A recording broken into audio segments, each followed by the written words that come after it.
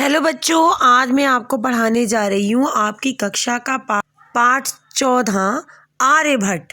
सबसे पहले हम इनके बारे में जानेंगे कि ज्ञान विज्ञान की जो सुदीर्घ परंपरा जो भारतवर्ष की अमूल्य निधि है, उसमें जो बच्चों दशमलव पद्धति थी, दशमलव का प्रयोग, उसका सबसे पहले प्रयोग भारतीय मनीषी आर्यभट्ट ने किया था। इन्होंने इसका प्रयोग करके गणित को नई दिशा दी थी। गणित को विज्ञान बनाने वाले तथा गणितीय गणना पद्धति के द्वारा आकाशीय पिंडों की गति का परिवर्तन करने वाले ये पहले आचार्य थे। इनका जन्म बच्चों 476 ईस्वी में हुआ था। इन्होंने 23 साल की अवस्था में आर्यभट्टीय नामक ग्रंथ की रचना भी की और पाटलिपुत्र के पास एक वेधशाला भी स्थापित की। सिद्ध होता है कि पाटलिपुत्र उनकी कर्म भूमि रहा था, अर्थात उन्होंने पाटलिपुत्र में रह के बहुत से कार्य किए। तो आर्यभट्ट से पहले विद्वान मानते थे कि सूर्य घूमता है तथा पृथ्वी स्थिर रहती है। आर्यभट्ट ने अपने अध्ययन के आधार पर सिद्ध किया कि पृथ्वी घूमती है, सूर्य स्थिर रहता है। शुरुआत में समाज के कई लोगों ने आर्यभट्ट के सिद्धांत का बच्चों विरोध भी किया था, लेकिन जो आज के विद्वान हैं उन्होंने आर्यभट्ट के इस सिद्धांत का बड़ा आदर किया। इसलिए कहा जाता है कि गणित और विज्ञान परंपरा के वे शिखर पुरुष थे। अब हम इसके एक एक शब्द का अर्थ और एक एक लाइन के साथ साथ पूरे पैराग्राफ का अर्थ देखेंगे। सूर्य का पूर्व दिशा में उदेति निकलता है, चा तथा पश्चिम दिशा में अस्त गच्छति होता है, इति ऐसा दृश्यते देखते हैं ही लोके संसार में, कि सूर्य पूर्व दिशा से निकलता है और पश्चिम दिशा में छुपता है, ऐसा संसार में दिखाई देता है।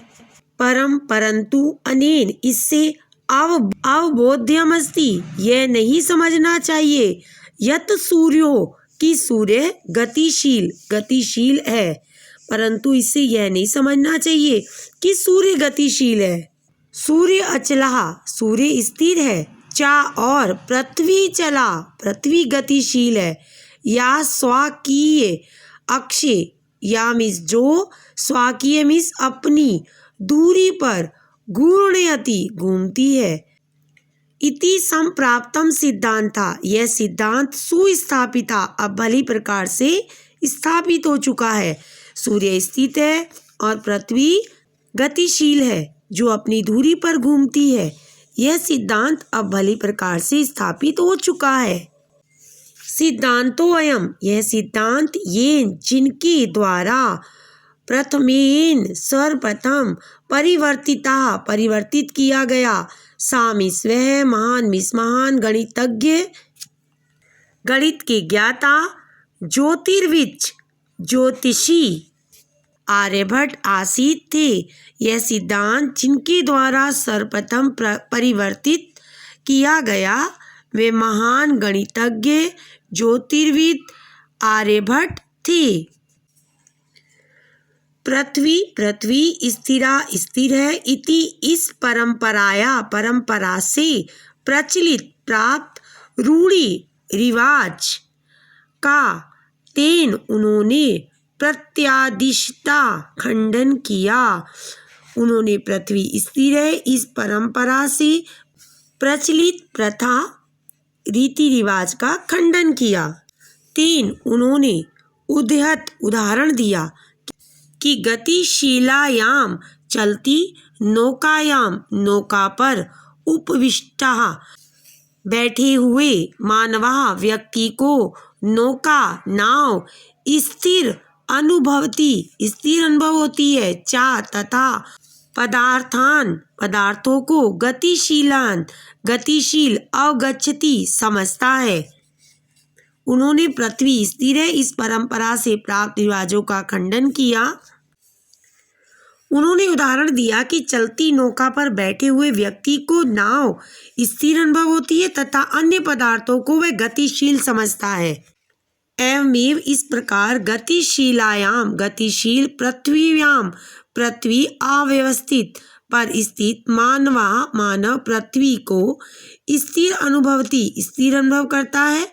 सूर्य आदि ग्रहों को गतिशील वेत्ति जानता है।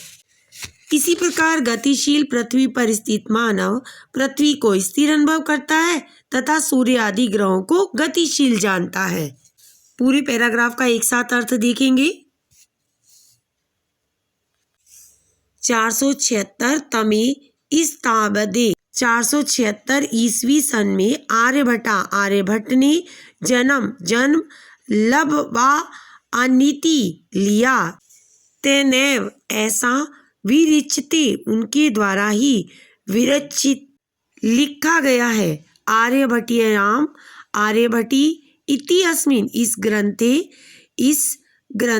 ग्रंथ में उल्लेखित किया गया है। 476 ईस्वी में आर्यभट्ट ने जन्म लिया, ऐसा उनके द्वारा लिखी गई आर्यभट्टी ना इस ग्रंथ में उल्लेख किया गया है।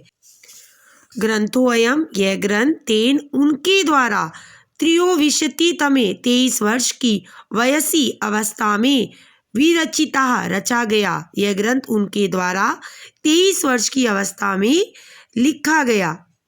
ऐतिहासिक श्रोता भी इतिहास के स्रोतों से ज्ञात होता है यत् कि पाटलिपुत्र के निकषा पास आर्यभट्ट की वेदशाला आसीत थी।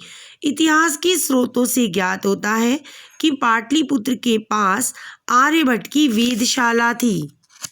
अनेन इससे इदम यह अनुमीयते अनुमान लगाया जाता है यत् कि तस्य उसकी कर्म भूमि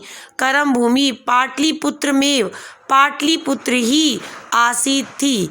इससे यह अनुमान लगाया जाता है कि उनकी कर्म भूमि यानी कार्य करने का क्षेत्र पाटलिपुत्र ही थी।